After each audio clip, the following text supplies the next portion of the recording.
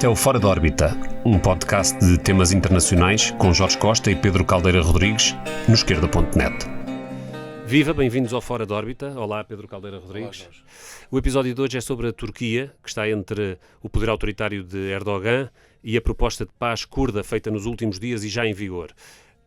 Na primeira parte vamos tratar dos antecedentes históricos do poder de Erdogan, de um quarto de século do seu governo, das diferentes fases que ele percorreu e de como enfrenta hoje fragilidades grandes, sejam no plano internacional, com as alterações geopolíticas em curso, seja no plano regional, com as guerras que se multiplicam na região e as dificuldades da influência turca, seja mesmo internamente, com os maus resultados eleitorais que o levam à necessidade de abrir negociações, ou pelo menos a dar sinais positivos para que elas se possam abrir.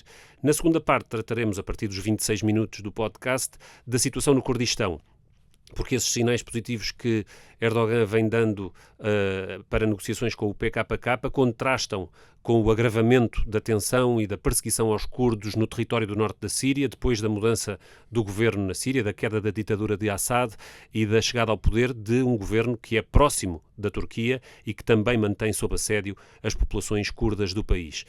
No norte da Síria, a aviação turca continua os seus ataques. Vamos ver em que condições é que esta proposta de paz pode evoluir.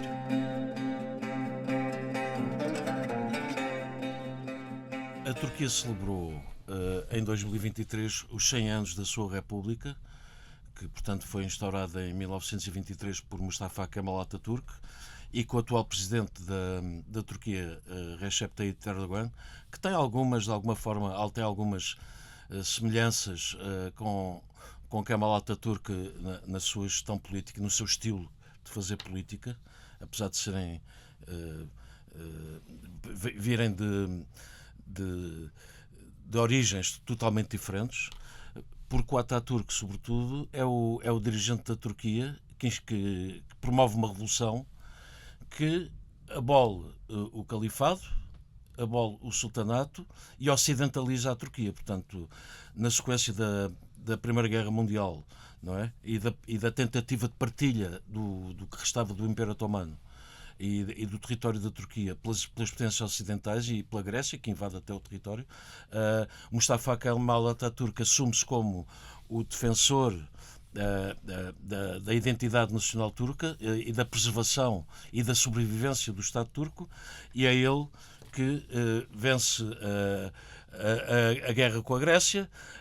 Nessa altura, inclusivamente, é encarado como um dos exemplos de resistência aos imperialismos que se instalavam na região, e aliás mais tarde as elites kemalistas vão ser mesmo associadas a uma corrente que pugnava, digamos assim, pela libertação colonial dos povos subjugados de África e da Ásia, não é? Atendendo a esta tradição inicial do kemalismo. Durante a guerra greco-turca, por exemplo, os bolcheviques, a Rússia soviética apoia Kemal Atatürk com armamento, em troca de algumas concessões na região do Cáucaso, e, portanto, o kemalismo tem esta origem. Mas, por outro lado, tem uma origem também, tem uma característica autoritária muito vincada, não é? O kemalismo é um partido único, não é? O Mustafa Kemal fundou um partido que é um partido único, não é? E que será um partido único até os anos 40, praticamente. Mustafa Kemal morre em 1938, com 57 anos, vítima de uma cirrose. E só nos anos 50 é que há uma eleição em que o partido Kemal Atatürk, o partido kemalista, é derrotado. Não é? E é derrotado por um partido que tenta recuperar de alguma forma a tradição islâmica, a tradição muçulmana, a tradição ancestral da Turquia, devido à profunda revolução que, entretanto, Mustafa Kemal tinha feito. Uma nova língua, novos hábitos de vestuário, uma teoria, a imposição de uma teoria que era a chamada teoria das 6 flechas, que era baseada no republicanismo, no laicismo ou no secularismo, no nacionalismo, no populismo, no estatismo e no reformismo. Isto eram as 6 flechas da ideologia kemalista, não é? que era o reformismo, às vezes considerado como progressismo, digamos assim, por alguns setores. E há uma tentativa de reversão desta revolução kemalista nos anos 50, não é? Quando um partido mais próximo das antigas tradições turcas do nacionalismo muçulmano toma o poder. O primeiro-ministro é Adnan Menderes e ele será a primeira vítima do primeiro golpe de Estado militar na Turquia, que ocorre em 1960, em que ele depois é julgado e condenado à morte em 1961, com mais 2 colaboradores, e, portanto, a partir de 60 verifica-se, de facto, o início da intervenção consistente das Forças Armadas turcas na vida política interna, não é? Com a promoção de mais 2 golpes militares, aliás, mais 3 golpes militares, de facto, um em 1971, um em 1980 e outro em 1997. Este já é um golpe considerado pós-moderno, poderemos falar um pouco mais à frente. Apenas para concluir que há um dado muito curioso. Em 1927, o António Ferro, que era um dos ideólogos do Estado Novo, na altura jornalista do Diário Notícias, escreve um livro chamado Viagem à Volta das Ditaduras, em torno de 3 personagens da política europeia, digamos assim, ditatoriais. O Miguel Primo de Rivera, que liderou um governo de uma ditadura militar em Espanha entre 23 e 1930, o Mussolini, com que ele se encontra, e o Atatürk. Ele também vai à Turquia e ele fala de um país completamente dominado pela figura do Atatürk, de um parlamento completamente domesticado, uma grande Assembleia Nacional completamente domesticada pelo Atatürk. Fala de uma fotografia ameaçadora, de um ar ameaçador, aquelas fotografias que hoje em dia ainda estão espalhadas por toda a Turquia de Mustafa Kemal, e portanto esta característica do regime de autoritarismo, não é?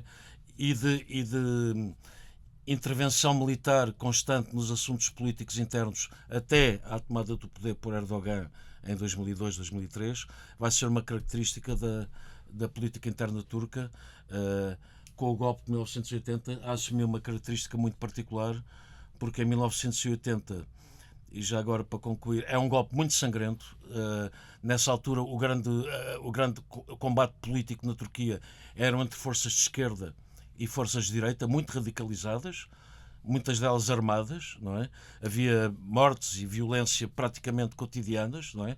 Este golpe militar é um golpe violento, impõe uma implacável repressão contra a oposição, em particular contra as forças de esquerda, não é? O general Kenan Evren, que morreu em 2015 e foi condenado depois à prisão perpétua, é o promotor deste golpe. Promovem uma alteração da Constituição, reforçam o poder executivo e criam uma lei muito curiosa em que só um partido político só poderia ser eleito para o Parlamento se conseguisse obter 10% dos votos expressos, não é? O que coloca, evidentemente, logo à partida, coíbe uma série de partidos políticos de conseguirem eleger deputados para o Parlamento. As universidades são controladas completamente por um chamado Conselho do Ensino Superior, mas na economia assiste a uma chamada revolução conservadora neoliberal que aposta no crescimento das exportações e permite a emergência de uma nova classe social, a chamada burguesia conservadora da Anatólia, que será depois um dos principais esteios eleitorais do partido do Erdogan, do AKP. Entretanto, ao longo desse século XX, há continuidades e rupturas até certo ponto, no sentido em que uma continuidade é a opressão nacional dos curdos, que é permanente ao longo de todo esse período, portanto, tanto no período do kemalismo inicial, como depois ao longo das intervenções militares e dos regimes mais autoritários que se vêm a verificar ao longo. Uma revolta em 37, 38, brutalmente reprimida dos curdos. E portanto, vai havendo erupções sempre reprimidas por parte de todos estes regimes, portanto, mesmo na fase progressista ou reformista do kemalismo do início do século, esse nacionalismo, esse etnonacionalismo turco está presente e vai abater-se na repressão do povo curdo. Mas também há uma ruptura, que é que a meio do caminho o kemalismo abandona um certo uma certa ambição de ser um farol do terceiro mundismo, um certo farol do desenvolvimento dos povos anteriormente colonizados ou dos povos subalternizados pelos impérios centrais, subjugados, e adere à NATO. E em 1952 a Turquia é um dos países que está na adesão à NATO. Juntamente com a Grécia. Juntamente com a Grécia nessa altura. Ao mesmo tempo. Portanto, essa adesão é um fator importante em que o desencadear da Guerra Fria desloca a Turquia desse papel de referente do mundo, do novo mundo, do terceiro mundo que vinha das independências coloniais, das antigas colónias, perde esse papel de referência e face ao nasserismo, face aos movimentos nacionalistas árabes progressivos, a Turquia vem fazer um claro alinhamento com os Estados Unidos contra a esquerda. Uma ineficaz exigência territorial do Stalin, que o Stalin ainda era vivo em 52, no Estreito de Dardanelos, em que exige à Turquia cedência de território. É isso que faz passar a Turquia, digamos assim, definitivamente para o campo ocidental. Tentando, estava a decorrer a Guerra da Coreia, a Turquia também tinha enviado tropas para a Coreia, não é? E, portanto, é nessa altura que há uma inversão da Turquia, em definitivo, para o campo ocidental, digamos assim, para... Ao longo desses anos finais, digamos, dos regimes militares, ou seja, nas décadas de 70, 80, mesmo nos anos 90, o islamismo era ainda um discurso crítico dentro da Turquia, era uma oposição interna, em particular contra as forças de esquerda, que sempre foram muito potentes na Turquia. O movimento sindical também foi duramente reprimido, o movimento estudantil, a influência da esquerda marxista na Turquia foi sempre permanente e muito militante, de organizações poderosas, que foram barbaramente reprimidas e que não só eram atacadas pelo regime, mas também pelas oposições conservadoras, fossem elas os fascistas, fossem elas as islamistas, de onde provém o atual poder. Mas nessa altura era ainda, digamos, o islamismo era uma narrativa conservadora alternativa à do poder. E é a partir do final da Guerra Fria e dos anos do neoliberalismo que os islamistas também se reformam, não é? E se convertem numa espécie de democracia cristã, que neste caso cristã não será, mas de uma força moderada, reformista, embora conservadora nos costumes, mas pró-ocidental, claramente alinhada com a NATO. Basta lembrar que a Turquia esteve nas coligações militares da ocupação do Afeganistão e do Iraque, ao lado dos Estados Unidos, com tropas no terreno, aliás, com o argumento que os islamistas defenderam de que deveriam ser muçulmanos a estar no terreno durante a ocupação, para não serem tropas de países não muçulmanos a impor um novo regime e a derrubar os ditadores. Ou seja, a Turquia assumia a narrativa do imperialismo norte-americano, mas pintava com as cores da presença muçulmana em vez da presença ocidental nos países ocupados. Fechado parênteses, este islamismo alinhado com a NATO, pretendendo a integração europeia, acaba por fazer uma série de aberturas, como na altura o Erdogan veio dizer no início do seu governo.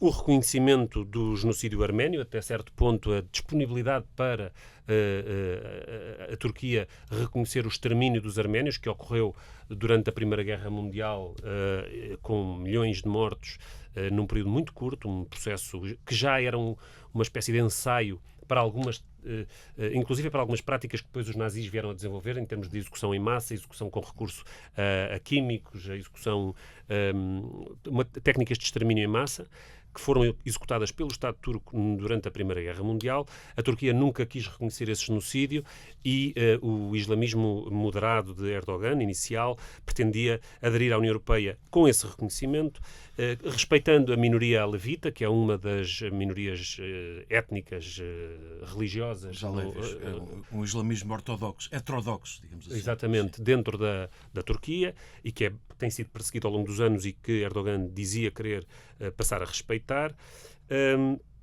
E também o respeito pelos direitos dos turcos, com a abertura de negociações de paz com o PKK, o fim da guerra no sudoeste do país. Essa promessa era uma das aberturas com que Erdogan chegava ao poder e se aproximava da União Europeia. Essa mistura de assistencialismo sunita, de caridade pública, com o etnonacionalismo turco em continuidade com os regimes anteriores, e as pretensões expansionistas, ou pelo menos um certo discurso que diz o Kosovo é Turquia, a nossa fronteira natural está em Mossul, no Iraque. Essa ideia da grande Turquia e de um país que tem influência regional e que influencia os regimes e muda regimes nos países da sua região, esta ideia de um império, mesmo que subalterno e secundário, mesmo que parte da Aliança Atlântica, de um império regional, depois da Guerra Fria começa a afirmar-se e o islamismo incorpora esse projeto. O que é curioso já agora é que, quer dizer, falhou completamente a estratégia de laicização, digamos assim, total da Turquia, porque mesmo os militares que promovem o golpe de 1980 criam aquilo a que se chamou uma nova ideologia oficial, que é uma síntese turco-islâmica, não é? Que depois vai ser recuperada também pelo Erdogan. Isto é, o islamismo na Turquia, a religião muçulmana, sempre esteve presente nos subterrâneos do poder, mesmo que fosse reprimida, não é? Oficialmente, sempre existiu, essas correntes sempre existiram, como aliás ficou comprovado no golpe de 1997, em que o primeiro-ministro era um primeiro-ministro islamista, era de um partido chamado Refah, era um senhor que já faleceu, chamado Nesmettin Erbakan, que foi um dos mentores de Erdogan, não é? Ele é afastado precisamente por um golpe judicial promovido pelas Forças Armadas, não é? E quando o Erdogan toma o poder, vai ser precisamente uma das suas principais preocupações, um dos seus principais objetivos vai ser retirar o poder às Forças Armadas, e ele vai conseguir fazer isso. Nesta primeira fase do regime de Erdogan é a fase dos grandes investimentos, da privatização de solos, do grande investimento na construção civil, da criação de uma nova burguesia interna a partir desses projetos de desenvolvimento e de construção de grandes infraestruturas, grandes superfícies comerciais, os grandes investimentos das monarquias do Golfo, em particular do Qatar, com quem a Turquia tem uma aliança forte e que veio permitir um crescimento económico rápido, e também da facilidade do comércio, o crédito fácil, um pouco à imagem do Portugal dos anos 90, o crédito fácil, o endividamento das famílias, o consumo em massa. Isto cria uma autoridade política que leva a que o islamismo de Erdogan, o AKP vá ganhando sucessivas eleições e comece a procurar intervir nos regimes à sua volta. E é o tempo das primaveras árabes, em que, seja no Egito, seja na Tunísia, seja na Síria, e de maneiras diferentes, a Turquia vai procurando intervir. No Egito, apoiando os irmãos muçulmanos que chegam a ganhar as eleições, Morsi, são depois derrotados por um golpe de Estado militar. São derrotados? São afastados? São afastados, derrotados no sentido terraplanados por um golpe militar. Na Síria é uma intervenção militar através dos jihadistas locais, que são apoiados diretamente pela Turquia. Em 2012, Erdogan forma um exército secreto, o Sadat, que é uma espécie, digamos, uma componente irregular das Forças Armadas turcas, que intervém juntamente com essas milícias jihadistas na Síria. E, portanto, há a tentativa de, nestas várias frentes, também na Líbia, isso virá a acontecer depois através do apoio direto às milícias islamistas na Líbia, depois da queda de Gaddafi, depois da intervenção ocidental que leva ao derrubo do Gaddafi. Portanto, a Turquia alimenta nesta altura esperanças fortes ou através do apoio às primaveras árabes ou através do apoio militar a milícias jihadistas que se associam a movimentações para o derrubo dos regimes autoritários nos países limítrofes. A Turquia quer ganhar posição geopolítica. Isso acaba por correr mal, na verdade. Esse projeto fracassa temporariamente no caso da Síria. Veremos mais à frente como atualmente a Turquia está em posição de força no cenário da Síria. Mas fracassa no Egito, como já foi dito, e as primaveras, a dinâmica das primaveras árabes, neste caso há uma primavera turca que também começa a afirmar-se dentro da própria Turquia, porque a Turquia não deixa de ser, mesmo durante o período da governança de Erdogan, um regime extremamente autoritário, policial, militarizado, e esses protestos arrancam a partir da Praça Gezi, que é a expressão turca dessa fronda de movimentos populares anti-autoritários. E é nessa altura, em resposta tanto ao recuo das suas intervenções no exterior, no Egito, na Síria, como ao avanço do movimento popular e da contestação popular e juvenil ao autoritarismo dentro de portas.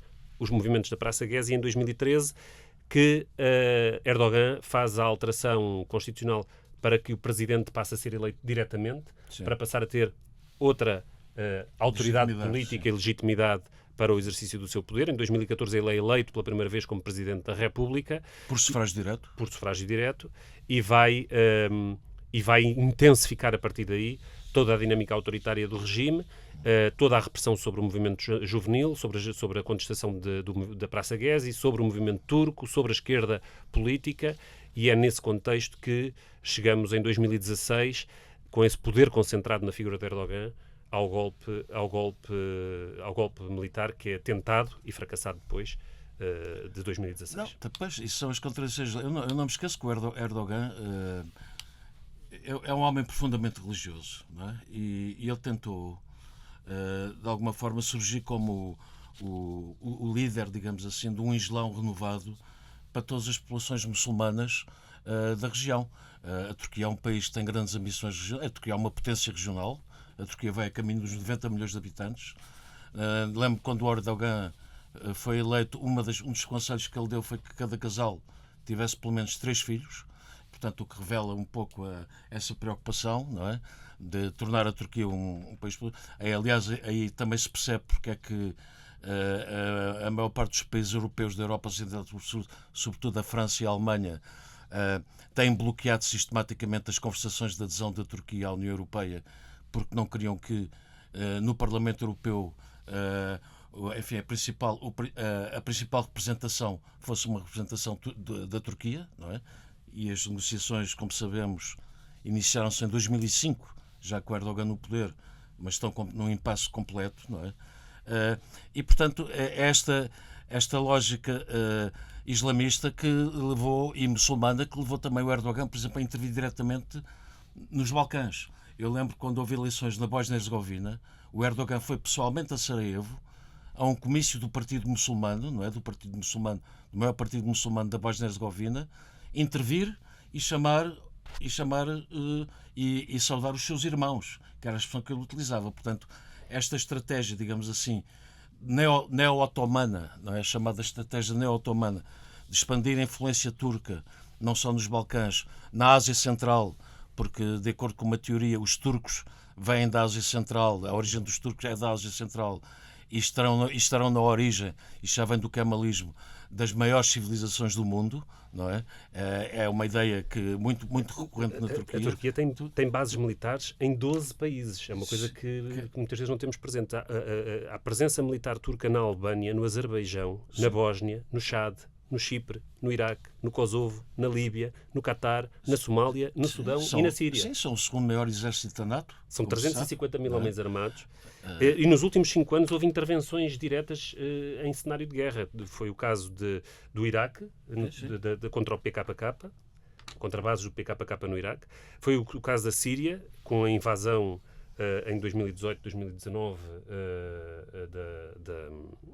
já foi há um pouco mais de 5 anos, mas que ainda é recente, das intervenções militares, e atualmente está a haver intervenção militar da Força Aérea Turca sobre o território sírio, no apoio aos jihadistas também, e com armas e mercenários no Azerbaijão e na Líbia. Eles têm base no norte do Iraque, por exemplo, para combater as bases recuadas do PKK. Sim, a Turquia é uma potência regional, não é?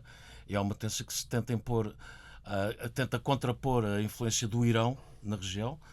Repare-se que eles não são árabes, não é? Mas tentam influir. Portanto, o Império Otomano ocupava diversos países árabes e subjugou as populações árabes. Todos nos lembramos do filme Lourenço da Arábia, não é? Em que aquela tentativa de revolta árabe e de formar um Estado árabe forte na região, que depois são atraiçoados pelos imperialismos francês e inglês. E até que ponto é que hoje, no papel que a Turquia tem com os acordos com a União Europeia para o controle dos fluxos migratórios e das vagas de refugiados climáticos, de guerra, etc., que tentam afluir à Europa, até que ponto é que a Turquia hoje ainda não ocupa um pouco essa função intermediária ou de guarda avançada do Ocidente na sua região? Porque o papel que se atribui à Turquia... Eu acho que é muito contraditório.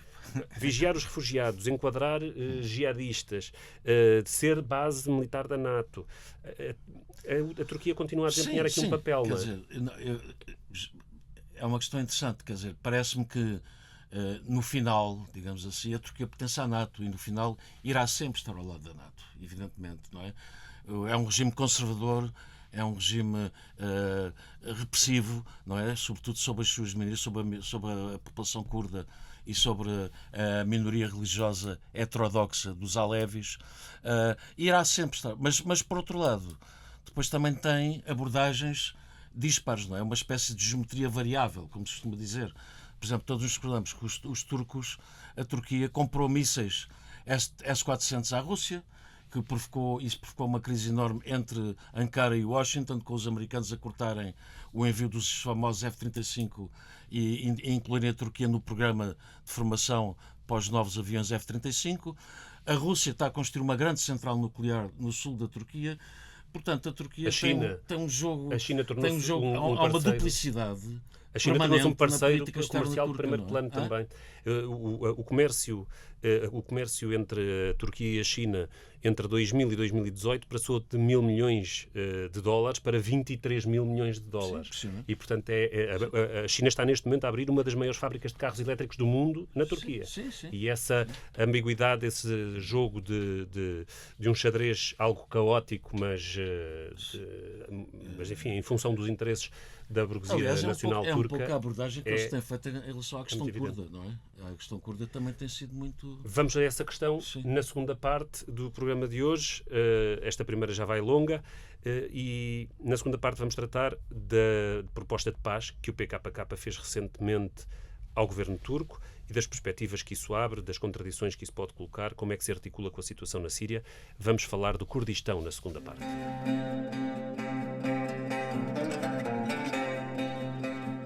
Segunda parte do Fora de Órbita. A atualidade política internacional tem estado marcada pela chegada ao governo de Donald Trump e das imensas consequências que isso tem tido. Menos apercebida passou a proposta de paz feita por Abdullah Öcalan nos últimos dias e de cessar-fogo pela parte do PKK, a guerrilha e a resistência nacional curda nas regiões da Turquia e da Síria. Essa opressão do povo curdo é uma das mais pesadas que resulta das fronteiras desenhadas a régua e esquadro no dia seguinte à Primeira Guerra Mundial. As grandes potências europeias, em particular a Inglaterra e a França, desenharam um mapa do Médio Oriente e alguns dos povos desta região ficaram esmagados por esse desenho. É o caso dos palestinianos, de que já falámos muitas vezes aqui no Fora de Órbita, noutros episódios. É o caso do povo curdo, que ficou retalhado, cujo território onde predomina, ficou retalhado entre o Irão, onde estão 20% dos curdos, a Síria, onde estão 5%, o Iraque, onde estão 25% dos curdos, e a Turquia, onde está metade da população curda.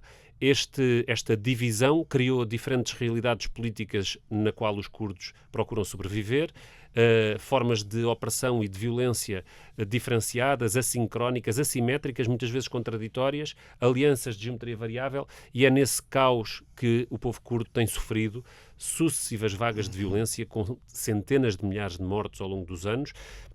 Na Turquia, onde os curdos compõem uma quinta parte da população, desde 1984, que foi o ano da sublevação conduzida pelo Partido dos Trabalhadores do Kurdistão, são 50 mil os mortos, na sua grande maioria civis curdos.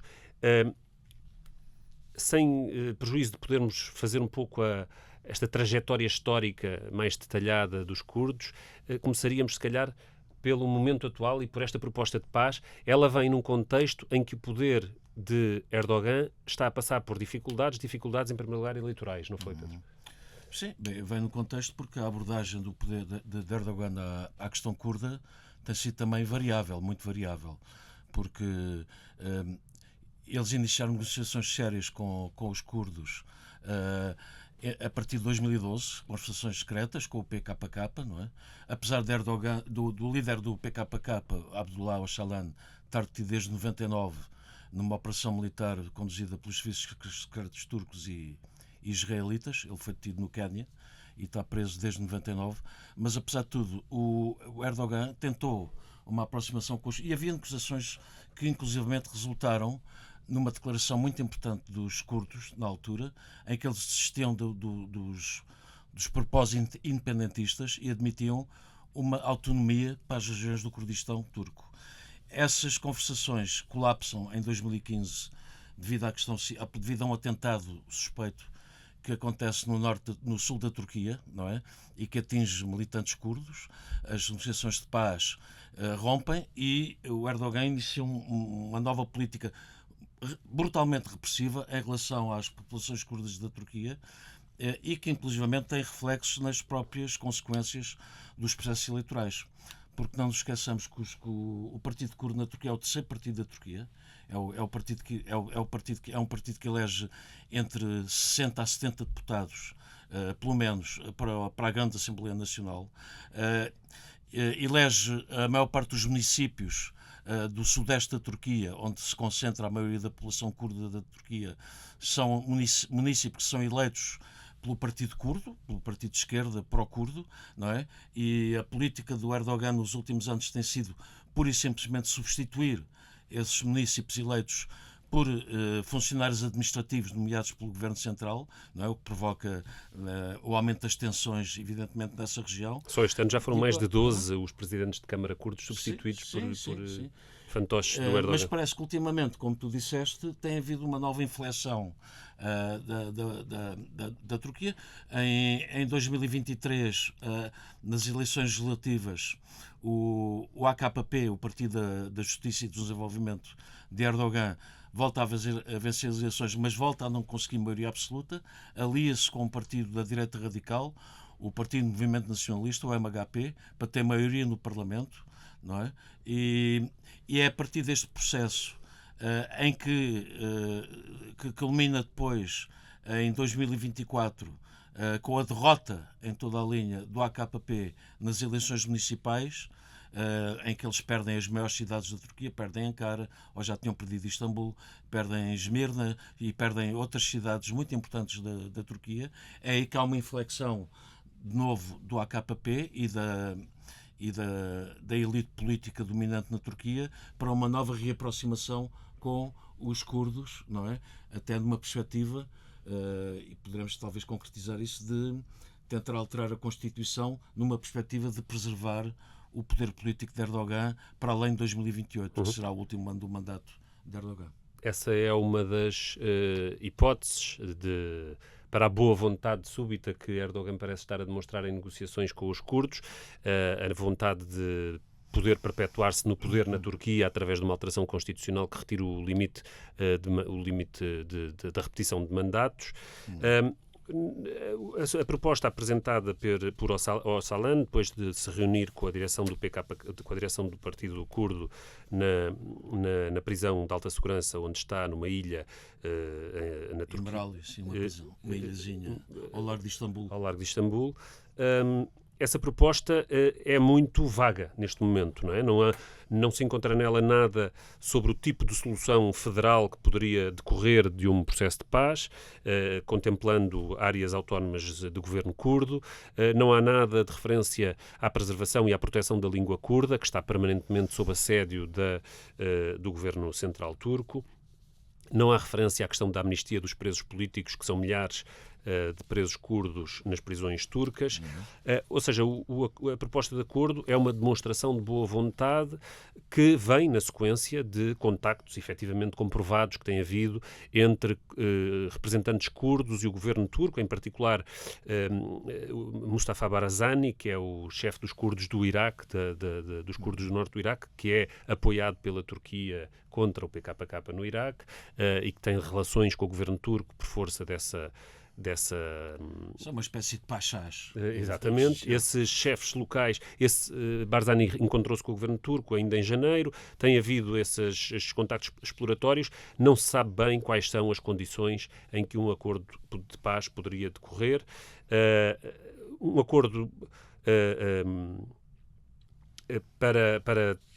para Erdogan, um acordo seria positivo, não só porque lhe permitiria concentrar-se em ganhar influência na Síria e no Iraque, agora que o rival iraniano está em dificuldades depois dos ataques israelitas e do cerco internacional a que está sujeito, e teria certamente um efeito de popularidade interna na Turquia, porque há uma saturação deste conflito prolongado e é bom perceber que os curdos e os turcos vivem conjuntamente nas grandes cidades da Turquia. Há uma forte componente de população curda e, portanto, uma pacificação destas relações seria muito importante para uma normalização da vida democrática e da convivência entre diferentes Nos últimos povos. anos a Turquia tem abolido algumas restrições ao uso da língua curda em algumas regiões, não é? Tem sido um sinal que o poder central tem emitido, não é? E que de alguma forma poderá ter aberto caminho para esta nova tentativa de recomeço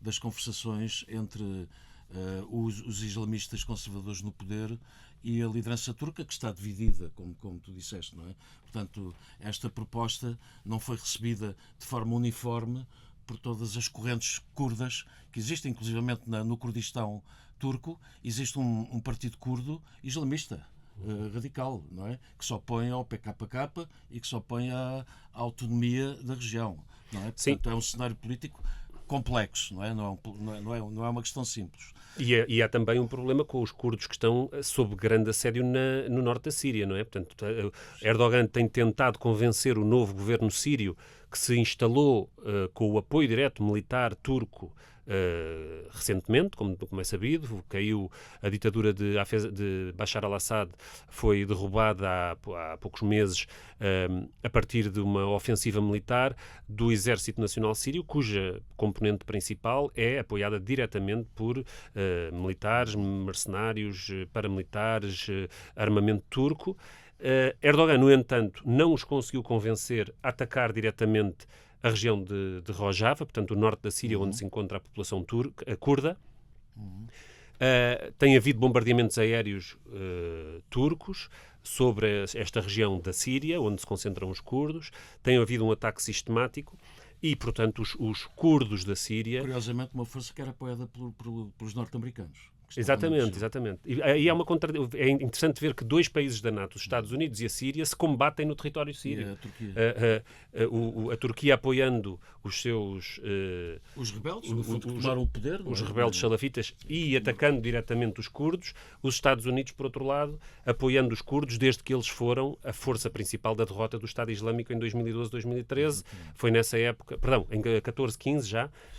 Em 14-15 foram os Peshmerga curdos no norte da Síria que conseguiram infligir as grandes derrotas militares do Estado Islâmico com o apoio militar dos Estados Unidos. E, portanto, é curioso ver que os Estados Unidos têm apoiado os curdos ao mesmo tempo que a Turquia os combate diretamente e financia e apoia militarmente as milícias. Sim, mas parece que os Estados Unidos agora estão a retirar progressivamente o seu apoio aos curdos sírios, não é?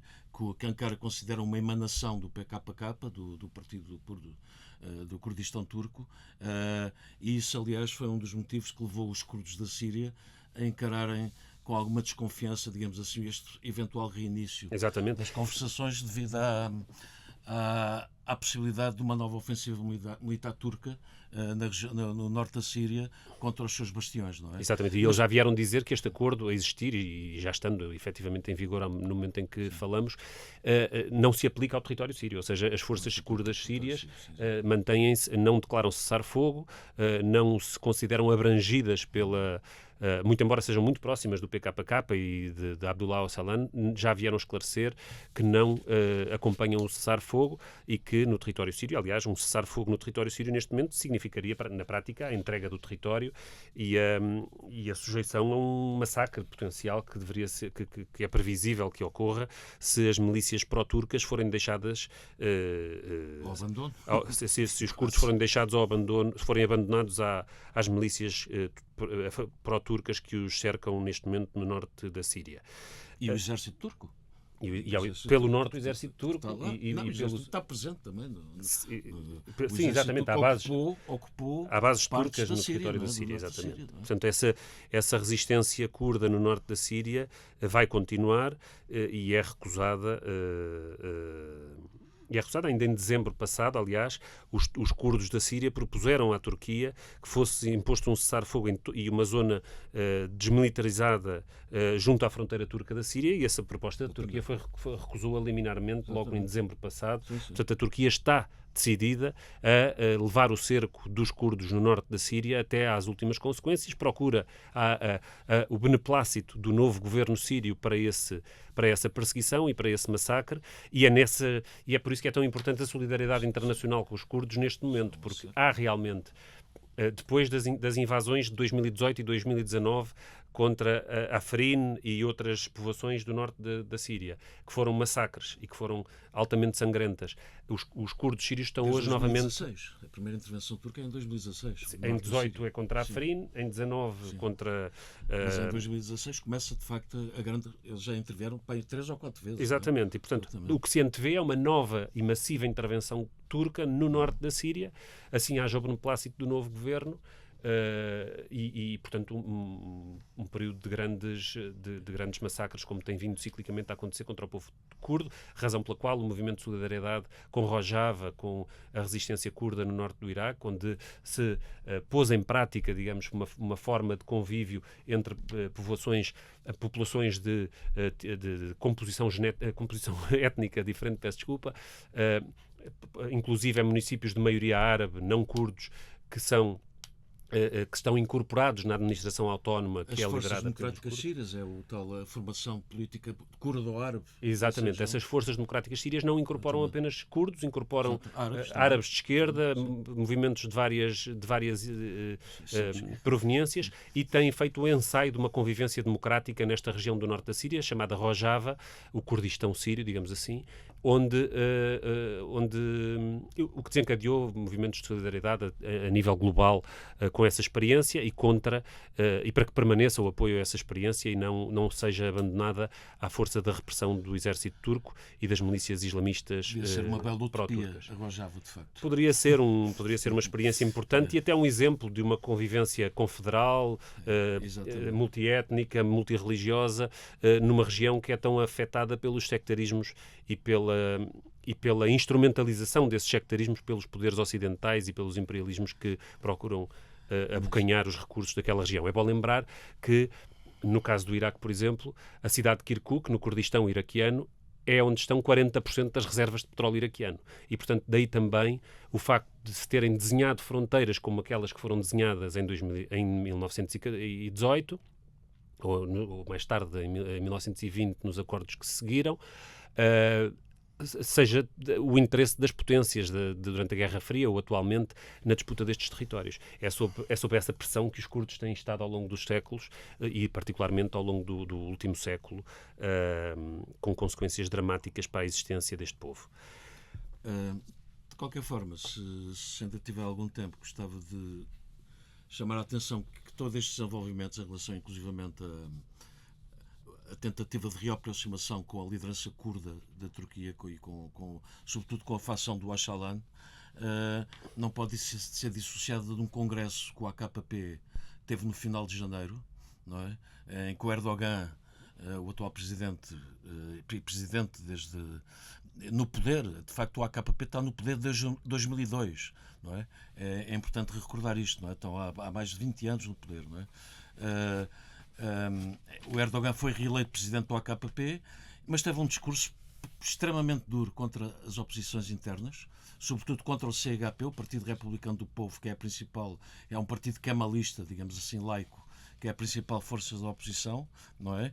Em que ele acusou o CHP e outros partidos congêneres de serem tóxicos, não é? Atacou a Associação de Industriais e desencadeou, e de negócios turcos,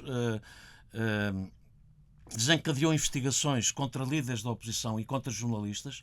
Houve uma recente vaga de detenções de dezenas de jornalistas e de dirigentes da oposição turca e curda, inclusivamente, e rematou no Congresso do AKP com um discurso em que referiu que, e passo a citar, aos barões do caos, dizemos que este Estado e esta nação têm vontade, o poder e a força de tornar os vossos sonhos em pesadelos. Portanto, esta radicalização, digamos assim, de Erdogan no último congresso do AKP, que foi há cerca de um mês, há menos do mês, no final de fevereiro, coincide, curiosamente, com esta tentativa de retoma do diálogo com a oposição curda, não é? O que não deixa de ser curioso. Ao mesmo tempo que, a nível geopolítico, digamos assim, tenta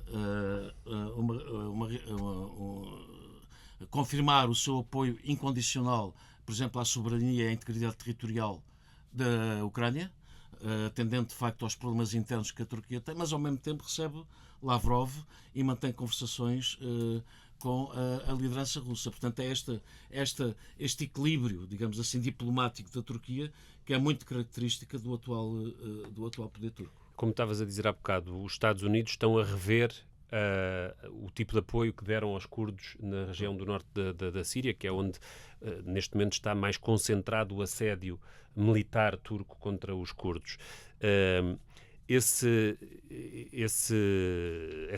Essa retirada do apoio norte-americano a acontecer não será a primeira vez que configura um abandono dos curdos à repressão.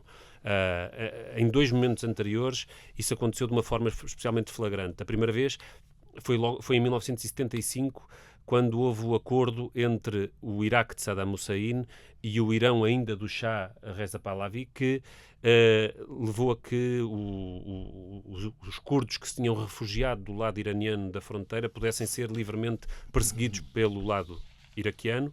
Foi uma guerra de extermínio, 60 mil mortos naquela altura, 500 mil de deslocados, e a forma como os Estados Unidos atuaram nessa altura foi inclusive objeto de um inquérito e de um relatório, o relatório Pike, que digamos, provocou o debate público sobre como é que os Estados Unidos tinham contribuído para que uma guerra de genocídio deste tipo pudesse ter acontecido. Nessa altura, Henry Kissinger, o secretário de Estado, teve uma frase que ficou nos anais. Ele teve várias que eram bem demonstrativas do modo como olhava os direitos humanos e as relações internacionais, que foi: não podemos confundir a ação clandestina e trabalho missionário. Essa visão cínica e algo e negligente a respeito dos direitos humanos foi expressa nessa altura, e não é de calcular que hoje a administração Trump não possa dizer uma frase como esta para deixar os curdos novamente entregues ao seu destino. A segunda vez em que uma situação deste tipo aconteceu foi quando, durante a guerra Irão-Iraque, no final da guerra Irão-Iraque, em 1988, e com o apoio norte-americano, o governo de Saddam Hussein, que era na altura um protegido dos Estados Unidos na guerra contra o Irão, executou um dos maiores massacres do século XX, através do bombardeamento sistemático com armas químicas de 80% das povoações curdas do Iraque, causando mais de 150 mil mortos, com aviões norte-americanos, treino norte-americano, apoio norte-americano, um massacre que os Estados Unidos nunca chegaram a condenar. O Departamento de Estado nunca chegou a emitir nenhuma ordem, nenhuma mensagem de condenação deste massacre. Portanto, confiar nos Estados Unidos... São os filhos da mãe, mas são os nossos filhos da mãe. Exatamente. Era uma frase... Essa frase aplicava-se aos contra da Nicarágua, mas também poderia ser muito bem aplicada ao Saddam Hussein e a outra.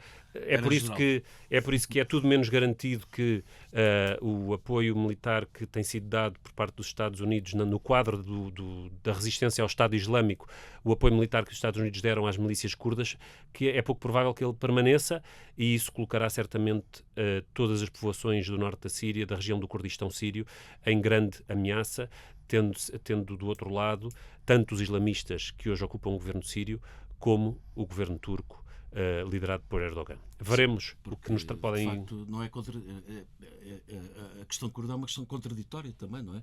Porque mesmo dentro, como tu também sublinhaste, dentro do universo curdo há imensas divergências e há imensas contradições internas. Que têm vindo a ser usadas e instrumentalizadas pelos poderes regionais.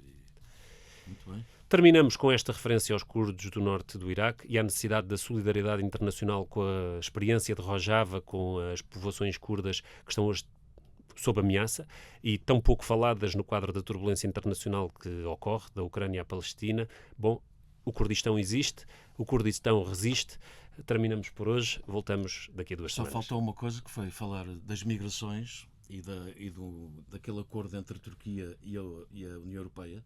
Mas isso é uma coisa que poderemos falar, se calhar, noutra ocasião, porque é um acordo muito significativo e que revela, de alguma forma, também as contradições e a hipocrisia que rege as relações internacionais. Sim, a duplicidade moral da União Europeia, que promove e paga a construção de campos de concentração para migrantes no território turco. Ficamos para um próximo episódio, eventualmente sobre o tema das migrações. Por esta semana é tudo. Isso é mais, na Albânia é que foi mais isso. Na Turquia é diferente. Na Turquia deram dinheiro. Sim, pagaram para os construírem. Não construíram propriamente campos de concentração, como se chama, mas deram dinheiro. Forças de retenção. Para a Turquia suster os migrantes sírios que estavam no seu território e que estavam a ameaçar entrar na Europa. Não é? Essa foi no total 6 mil milhões de euros, não é? Nessa negociata, não é? E que, enfim, de alguma forma resultou. E apesar de um dos problemas internos da Turquia continua a ser a presença de cerca de 3 milhões de sírios, não é? Que fugiram para a Turquia na sequência da Guerra Civil na Síria, que se iniciou em 2011, e que estavam a provocar grandes problemas ao governo, devido até à revolta de populações turcas, devido à presença excessiva de sírios no seu território. Outra questão contraditória também. Quando há tanto discurso anti-imigração e contra os refugiados na Europa, é bom perceber que o encargo da recepção e do acolhimento a refugiados de guerra está muito mal distribuído e certamente que a Europa não é quem tem carregado a maior parte desse fardo. Não. Por esta semana ficamos por aqui. Fora de órbita regressa daqui a 2 semanas. Fora de órbita é um podcast do Esquerda.net, onde encontrarás muito mais sobre estes temas e não só. Se gostaste, segue-nos nas plataformas. Este programa teve produção técnica de Bruno Moreira e a música que ouviste no início e no fim é de O Gajo, a quem agradecemos. Subscreve a nossa newsletter em esquerda.net.